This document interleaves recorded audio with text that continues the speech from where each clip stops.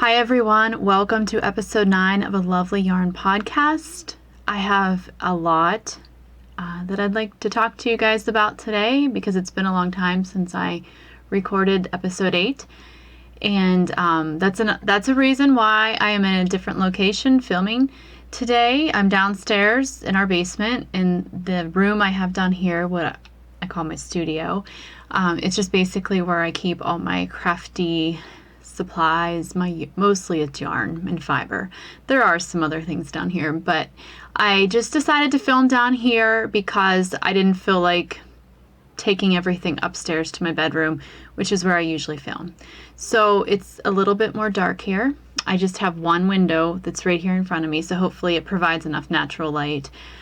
Because honestly, I don't know how to mess around with my camera a whole lot to change the light intake or whatever it is.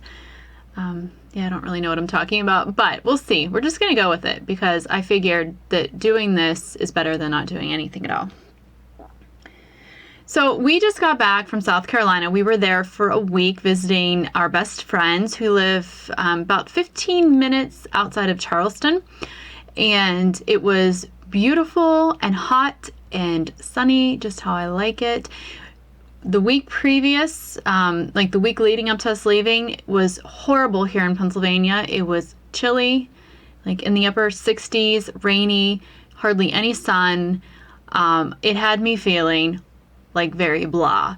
So I do not deal well with lack of sun. You guys probably know that. I think I've probably said that before. So when we left here Saturday morning to go on vacation, I was not feeling well mentally. I hadn't been feeling well mentally. I hadn't been feeling energized because when it's gloomy and gray out, I have a hard time getting going. I have a hard time feeling energized. So when we went down, I was there probably a day and a half, maybe 2 days, and I felt like a new woman. So, why do I live in Pennsylvania? This is what my husband and I ask each other all the time because neither of us like the weather here. The state is beautiful. Where we live is beautiful. We live in the mountain, they're called mountains. It's part of the Appalachian Mountains, but it's just very hilly. And in the summer, it's beautiful, but we're not really known to have a lot of sunlight. And I think it is because of the mountain ranges around us. Even eastern Pennsylvania gets more sun than we do. So it's just not a very sunny place, which is a real drag. I have a friend from South Dakota. I have a friend from Minnesota. Both of those places are way north of Pennsylvania. But even though they get the hard, long winters, they get a lot more sun. And both of those friends have noticed just the difference in their moods and stuff in the winter as well. And the only thing I can say is we have family here. My family and Brad's family both live within like a 15-mile radius of us. So that's pretty much why we stay here. I love our home and I love our property. I'd love to be able to just like pick that up and move it south. Every time we go on vacation south, we look at real estate, we get our wheels turning, and we've just never like jumped the gun and did it. But maybe someday. Ian's already told us that he wants to live in the South when he finishes up here. So we'll see what happens. But this week since we've been back has been glorious. It's been sunny every day. It's been in the 80s. I have absolutely loved it. My energy levels have been up. And I know I'm not the only one that deals with this because I have friends that deal with it and I've heard other people. So I'm just gonna this is another reason I haven't really been getting a lot of knitting done, especially in the last 2 weeks because we were on vacation and then I have been outside all week working because we have our blueberries are like in full harvest right now. So we have to pick them once a day. And, the garden, I have the garden. And when I got home from vacation, I had a week's worth of weeding to do and we had to mow and all that stuff. So I haven't got much mowing done this week, but I did have a lot of things that I got done previous to that, including knitting, spinning, and I was doing some natural dyeing of both fiber and some yarn. So that's what we're going to talk about today. Okay, so the first thing I just want to share with you guys, this is for an order that a friend of mine ordered these, as she's going to give them as gifts. They are the Simple House Slippers. I'll link below. But I love this pattern, and I've made multiple pairs of these to give as gifts. I did this for last Christmas, and then Lily loves these. In fact, she's worn hers through, so I need to make her another pair. This is Knit Picks yarn, Wool of the Andes worsted.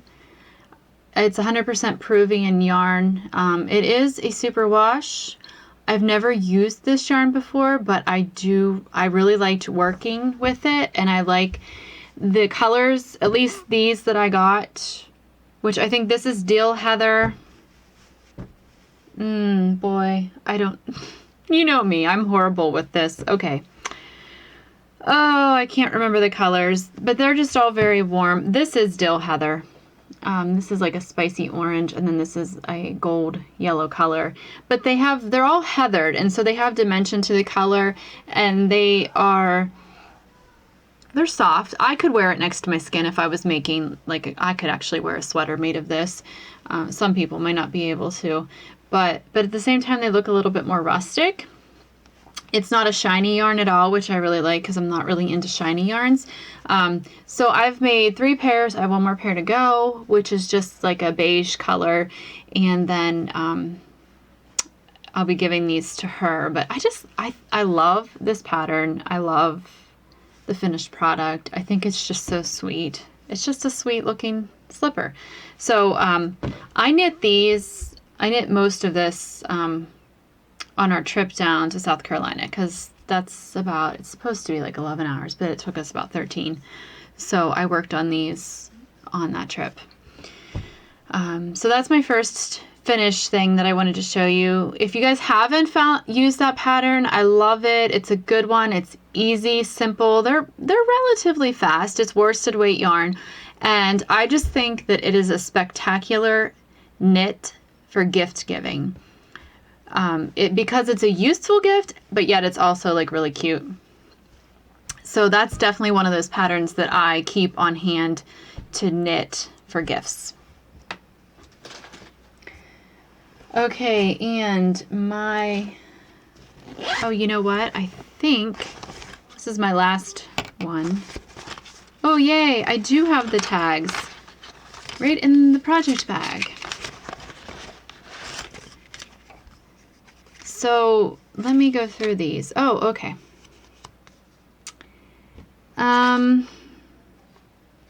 I was wrong on the green. Okay, so this green color is actually called Bamboo Heather. So that's Bamboo Heather. And then the orange is, let me find it, Persimmon. And then this yellow is called Brass Heather. And then this last one that I'm making is just, actually after working with those beautiful colors, this beige, which of course I don't have this tag, and it's the one I probably left it in the car, and then it got thrown away after vacation, but it's just it's kind of boring to knit with after having these really pretty colors. But I will persevere through that and get that one done. Okay. The next project, I also started this one in the vehicle on our travels. So my sister, when we go on vacation, she takes care of our little homestead. So we have some animals, and I have tons of plants inside and outside. And so she is a doll and always comes up and takes care of that. When they go on vacation or camping, I take care of her stuff, but we do go on usually 2 vacations in the summer, 2 like longer vacations, and then we do go away throughout the year sometimes for long weekends. So I feel like I'm always needing her help more than I actually give her help with her animals and plants. So I'm making her a pair of socks. This is the Wildflowers and Honeycomb pattern by Olivia of This Handmade Life. This is the second time I've made this pattern, and I love it. So this greenish colored yarn is a Knit Picks yarn. Do I have the tag? Yes, I do. It's Hawthorn Fingering. Still haven't figured out how to focus this camera when I'm filming. So it looks like the colorway is Cully, C-U-L-L-Y. And this is a blend of wool and then the polyamide. So it is a superwash yarn. And then this, the Contrasting Heel and Toe is a yarn from 6 and 7 Fiber, and I believe the colorway is Indigo. So this is the first sock that I finished. I think I finished that on our way home. And then I've started the second sock, and I don't have a whole lot done with this, but let's see.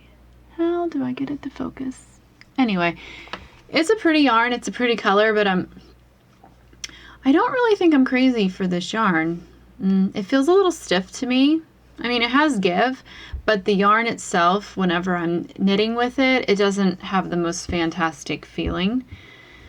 So I bought several skeins of different colorways of that Knit Picks. Last year I had gotten a gift card for Christmas for Knit Picks, and so I had ordered a bunch of stuff, and just to try, because I'd never used Knit Picks yarn before. So I ordered probably 4 skeins of this fingering, this Hawthorn Fingering, and we'll see. I think it's gonna hold up well. I'm not really convinced it's my favorite thing to knit with, but we're gonna use it because I have it, and that's how far I am on the socks for my sister, and I think she'll really love this. I knit her 1 pair of socks so far, and that was when we went to Maine a couple years ago. We stopped at Whitknit, and there was some Arnie and Carlos yarn, sock yarn there, and it was like a green color. She loves green, and it just reminded me of her, so I knit her those, and again, she was taking care of our animals, and then she'll be getting this pair. And she told me that the reason I decided to knit her another pair of socks is because she just recently said that she loves those socks that I knit her, and but she doesn't, like, she wears them all the time, and she wished she had another pair, basically, is what she had said. So I'm going to make her wish come true. All right, another thing, I don't think I ever showed you guys my finished Morning Mist top.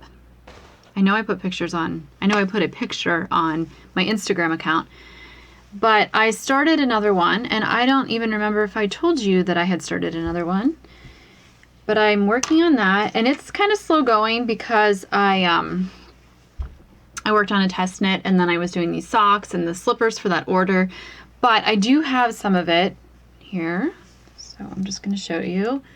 Wow, that is like a really bright blue in the camera. It's not quite that bright.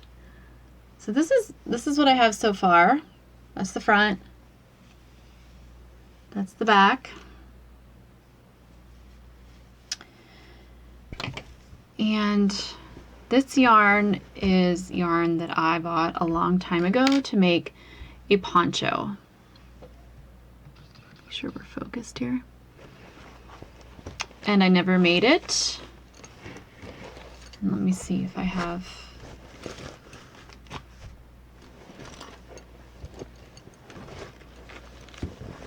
I have another, hold on. It is kind of convenient to have all my stuff right around me. So this is Cascade Yarns Ultra Pima, and I don't know what the colorway is, but I think it's probably just called something like navy, even though it looks really bright and royal blue here. If I have enough yarn, which I think there's a possibility that I may actually make this a long sleeve version. the pattern is written up to be just like little cap sleeves, and that's how I made my first one. But I'm thinking that maybe I'd like to have a long sleeve, or even if I don't have enough to do long sleeve, I could even do 3/4 length sleeves. And I think I'd probably wear it more because I wear sweaters here more than I wear short sleeve things, just because, you know, the nature of the weather. But I like how this is knitting up. I think I actually like how this is knitting up better than my first one. I think I like the yarn for this better. I feel like even though it's the same weight of yarn as my other one, this one just feels a little bit lighter and maybe a bit thinner. And so I like how it's looking. I like the look of it, and I feel like it's going to be a little bit lighter on me to wear. My other one, I had it on this morning, and I wore it, I had to take Lily to a class. So I had it on for about 2.5 hours, and I just felt like it was heavy and it kind of stretched out. So I need to wet that and throw it in the dryer and see what happens, because I believe I mentioned I was going to do that and then I never did. But I want to try and see if that just makes it feel a little bit better when I wear it, because it just feels like a tad bit too big. So yes, and I have been seeing several people posting their photos on Instagram of that morning mist tee. I know Amy, I'll tag her Instagram account below. She just posted one, and there were a couple other people that had posted it. So it's been fun kind of seeing people knit those, just, you know, because I've been knitting it as well. Okay, I'm going to pause this for a minute and regroup, and then we'll carry on. Okay, and then my last finished object is the one I have on. This was a test knit for Annie of This Bird Knits. She just released this pattern today. It's called the Tilly, which I think is absolutely cute. I love that name. I just posted some pictures on my Instagram account for that. Let me see if I can stand up so you can get like a full view. So it's made to be boxy and loose. It's a very comfortable, light, flowy knit, as you can see. And this pattern here on the yoke goes the whole way around. So the way this sweater is knit is, well, first of all, my sample is knit using Yarn on the House, Best Friend Base, and the Shiitake colorway. So it's just like that very neutral, mushroomy looking color. When Annie had posted the call for test knitters, she said she preferred for people to test knit using the Best Friend base from Yoth Yarns. And I was actually kind of excited about that because I'd never used any of their yarns before. And I liked the way that her sample looked, just the lightness of it, the flowiness of it. So I actually ordered that. I went ahead and did what she had requested. It's an easy knit. So this is the yoke, of course, and like I said, this little lace pattern goes the whole way around. There's some short rows in the back for shaping, which I really, really like. And then you just you do the yoke and then you knit straight down in stockinette. And then there's the hem at the bottom, and then there's some nice detailing here. You just pick up your stitches, and there's a nice bind off. And I'm not going to give too many details because you can go by the pattern. It's a lovely pattern. I'm actually going to knit another one, and I'm going to order more of that Yoth Best Friend base because I did enjoy working with it. It's gosh, is it 80% cotton? Look it up. Look it up. It's mostly cotton, and then it might have some wool, or maybe it's cotton and linen. It could be that. But yeah, I liked it a lot working with it, and it is really light. I actually, one of the days we were in South Carolina, I took this with me, and it's pretty hot down there, and I wasn't sure if this would be the best thing to wear, but you know, in that blazing heat and humidity. But I wore it a day that we were out, and I was fine in it. You know, it's I think it's because it's cotton and then it's just so loose and flowy that it's a very nice, cool knit shirt to wear on a summer day. So go give This Bird Knits on Instagram. I will post her contact information below. Go check out her account and buy this pattern. She just released it today. Today is Thursday, July 12th. So I'm not sure that I'll get this up today, but this pattern will be released when you guys are seeing this. And it's really easy. It uses German short rows for the short row shaping in the back. You can find links to that. If you don't know how to do it, you can find links to that on YouTube. It's not a hard concept to learn. So I encourage you to try it. And this is I would say this is a good, I don't know about beginners, but like maybe if you've knit just a plain sweater before, like top down, raglan even, you should try this. You can totally do it. So yes, so that is my last finished object that I have to show you. That is something that I've knitted. What I want to show you now is some dyeing that I was doing. I have not dyed anything for probably 2 weeks, but I was posting some stuff on Instagram prior to that of what I was dyeing. So when I first started spinning, I had purchased a big, maybe 2-pound bag of just plain undyed merino, white merino. And I have to say that, well, it was very reasonably priced, which is why I had purchased it. And also I found that merino was an easier fiber to learn on, with the spinning on my spinning wheel. But now I find spinning that pure white very boring.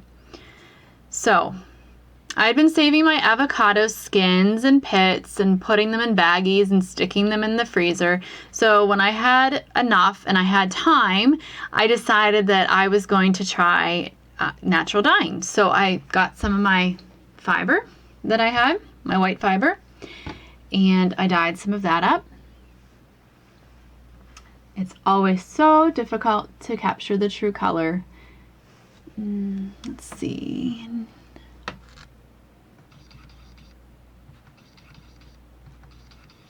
Guys, bear with me. I'm like, there we go. Okay, but yeah, so this doesn't even look like what it looks like.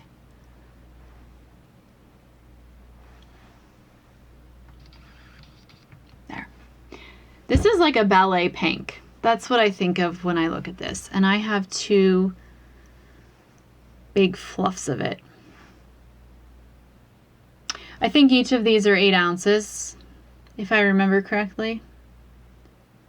Yeah, I'm pretty certain that each of these are 8 ounces. I don't know what I'm going to do with it, but it's going to go on the shelf until I figure that out. I'm sure I won't have any problem. I mean, I'm going to spin it, but I don't know what I'm going to make out of the spun yarn. Okay, and then give me 1 minute, because back there, that's my shelf of spun yarn, hand spun yarn, and then I have some hand dyed skeins there. So I'm going to grab those as well.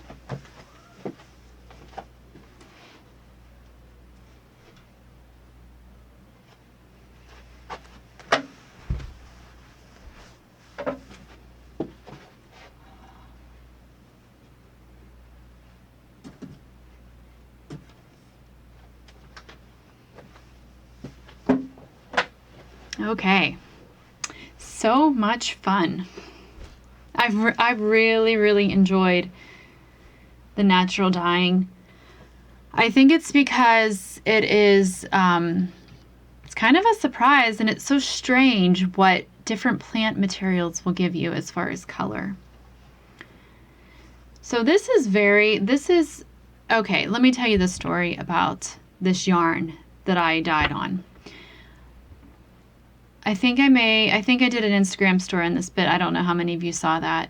2 years ago, a neighbor of mine just showed up at my door with a big box of hand spun wool. And she had been taking care of a woman who had sheep and was a spinner. And this woman had passed away, and the family was just going to throw this box of hand spun yarn away. And my friend Linda, my neighbor Linda, said, I know somebody who may like that. So she brought it to me.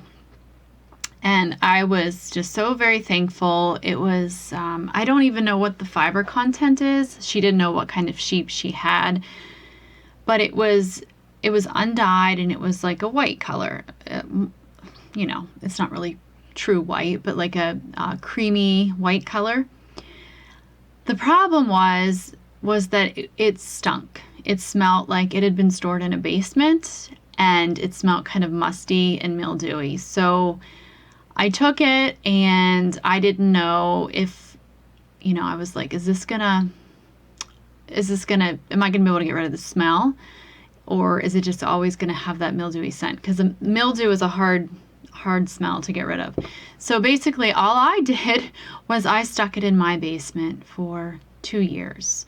And we have a relatively new house. We built our house in 2002, and it's pretty well insulated and airtight and everything, and we keep dehumidifier running down here in the basement to keep it from getting moist or moldy or anything. So I just stuck it down here, and I thought, well, we'll see what happens. And I kind of forgot about it because I didn't really know what to do with it, and so I just stuck it under the table and forgot about it. Well, then this spring when I was dyeing stuff, I thought, you know, I'm just going to try that. I'm going to get that yarn. I'm going to see how it smells. I'm going to see if I can maybe use it to just do some experimental natural dyeing. So surprisingly, I realized, this doesn't smell anymore. It may have had like just a faint tinge of the mildewy smell, but when I washed it, it took it right out. I was so happy because basically what that meant was that I don't even know how many skeins because I didn't count them. So everything I'm going to show you here is dyed, but then I also have a lot more left that is still undyed that I'm just going to keep and mess with as I, do more natural dyeing. So having said that, let me show you what I did. So my first experiment was when I dyed the fiber that I just showed you, and I also dyed some skeins of yarn. Again, this is showing up boring blah beige, but it's actually like a ballerina pink, a ballet pink. So I've got 5 skeins of that. This yarn is a little prickly, but I think it would be, I don't know that I'd want a sweater out of this. But I think a shawl would be fine. So maybe I'll make a farmhouse shawl out of this. So that was out of the avocado pits and skins. Now, this was my first time dyeing with the avocado. And when I had researched, when I first did my avocado bath, when I made the dye, it was more of a brown color. So I had read that if you make the dye bath more alkaline, it will actually bring out the red and pink tones. So that's what I did. I just added baking soda and I didn't measure anything. I just kind of was putting a little bit in at a time until I noticed the red developing more. And then when it was where I liked it, that's what I used to dye the yarn. So it's that is really fun to me, like just being able to change the color of things by changing its pH. But I'm not such a stickler that I have to measure things. I just like to mess around and throw stuff in, and a little bit of this, a little bit of that. And I'm just doing this for fun, so that's okay to do. All right, then I thought, well, let's try some black beans because black beans are cheap. I can buy them at the grocery store. So I bought some black beans, and it's when you dye with black beans, you do like a cold dye process, which means you don't heat it. So what I did is I got a couple of the big mason jars, big glass jars. I put the beans in, divided it up among those jars, filled it up with the water, and then you let it soak. I let it soak for probably 24 hours, and then you just keep filling up the water because the beans will absorb some of the water. When you dye with the black beans, you do need to use a mordant. So I used alum, which you can buy at the grocery store. And I don't like to complicate things, so that's what I used as my mordant. And you can look more of that up the process of doing that if you're interested. So this is what I got then from the black beans, and I let this yarn soak in the dye bath for at least 24 hours. It might have been slightly over. Isn't that gorgeous? Oh my gosh. Like from black beans, it's amazing. So this one is the bluest. This one is a tad bit lighter than this one. And then these are more tealy blue. And the reason why is because I made this dye bath more alkaline by adding baking soda. My original dye bath actually looked quite purple. It was like a lavender color, so I added some baking soda to the jar that these were in, but then I added a little bit more to the jar these were in. So the more alkaline, the more of a greenish blue you'll get, I suppose. The more acidic, you're gonna get more of your purple shades. And this is an, like I said, I did add some baking soda, just not as much as with these. So I just think this is absolutely gorgeous. I mean, this just blows my mind that this is what black beans, the color black beans makes. It's crazy. So then I had a little bit of dye still left in the bath for that. So I just put this skein in, and as you can see, it's not a real deep, let me see. It's more green, and it's got some, I don't know if you can tell, but this is like a purpley color there. This is so not showing up the way it really looks in real life. So it's a very light greenish blue with some purple spots on it. It's very interesting. And then I also just stuck, okay, so this is where my natural dye starts to mingle with some food dyes, because I thought, how far can I exhaust this dye bath? So I got these, and they were a very light grayish color. So what I ended up doing is putting some green food coloring in. I just started going crazy with colors. And it doesn't even look like it, because look, it's got some yellow in it. Hold on. Oh my gosh. Stuck on my ball winder there.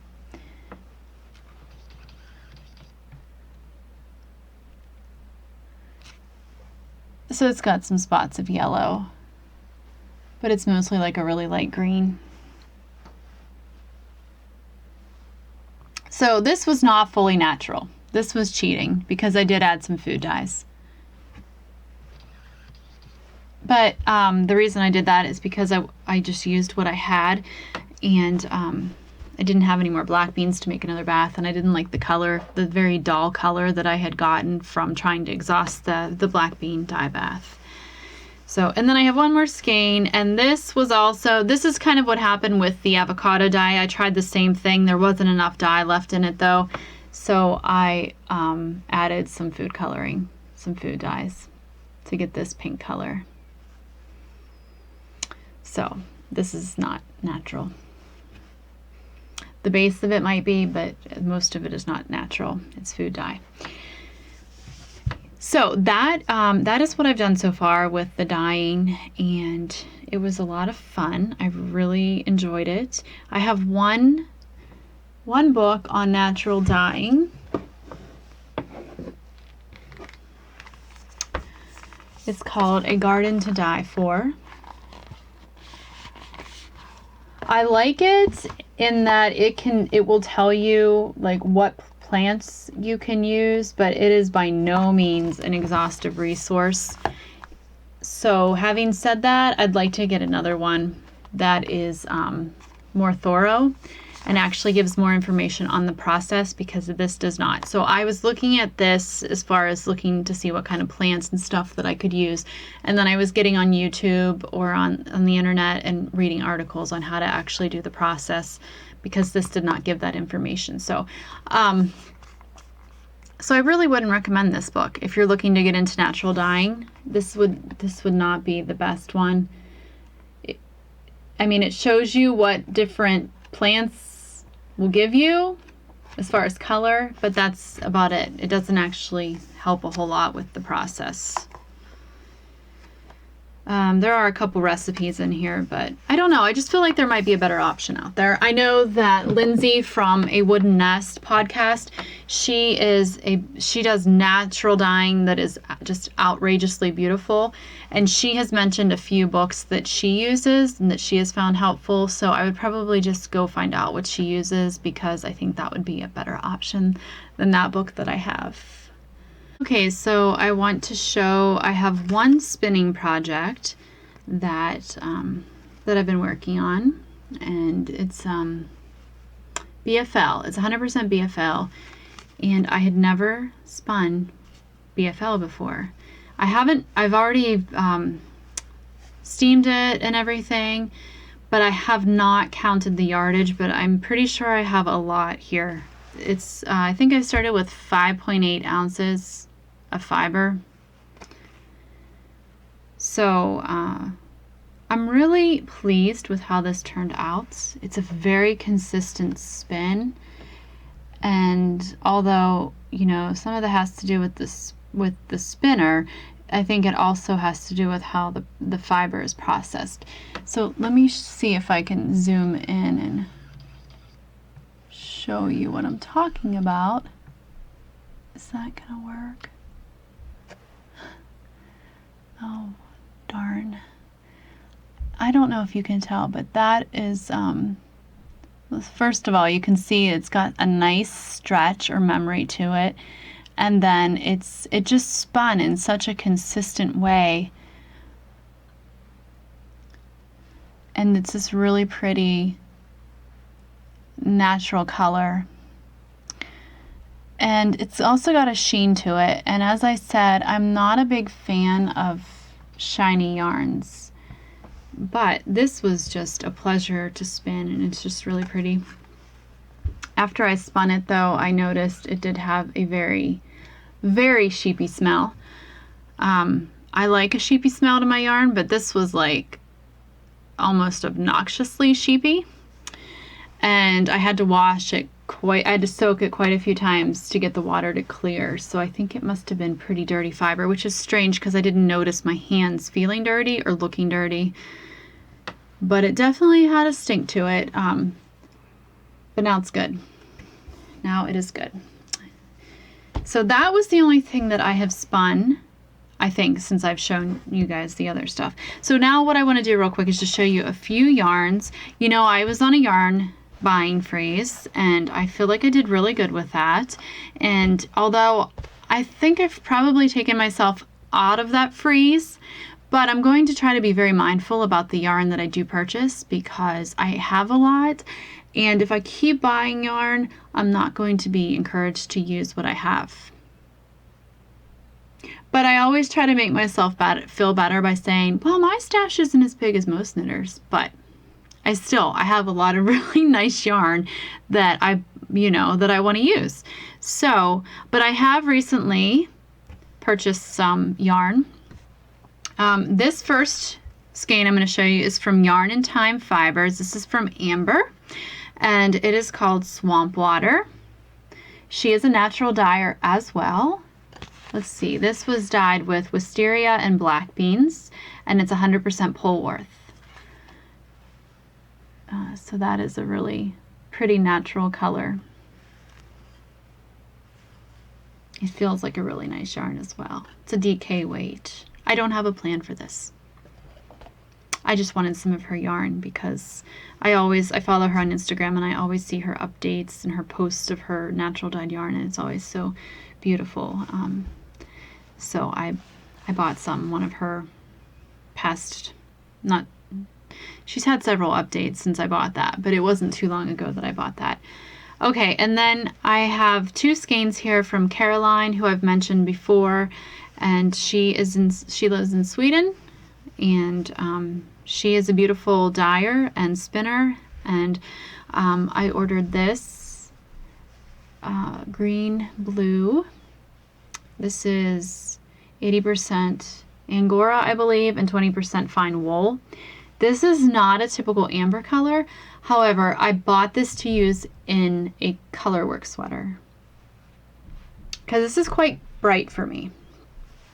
but I think this will be just fine if it's in a brown colorwork sweater. So that's what I bought this with a purpose. And then the last thing I want to show you guys is some yarn that I have been wanting for a while, and I kept putting it off because I thought you don't really need that, Amber. But then I just did it. I just did it.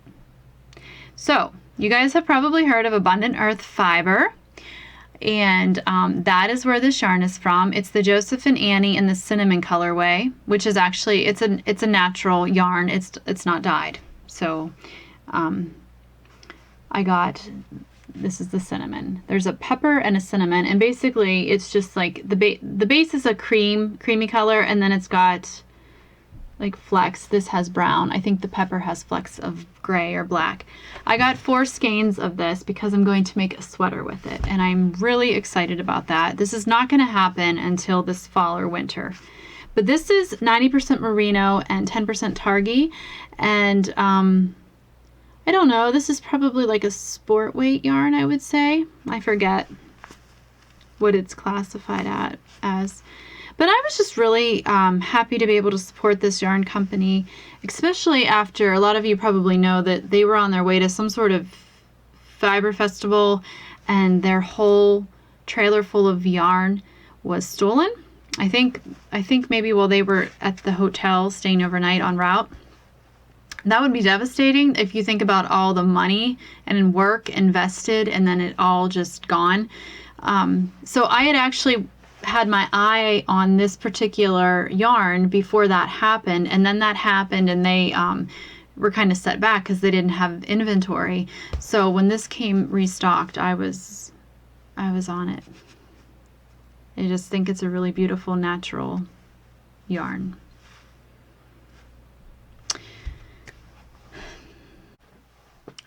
Oh, and one more thing. What do you guys think about this setup? This area of filming here. I think that I preferred my bedroom because it was more natural light, and I like a lot of light. But just looking in my little like viewfinder thing here, it doesn't look too dark. So maybe this would work too. I know this is a lot easier because I don't have to take everything upstairs.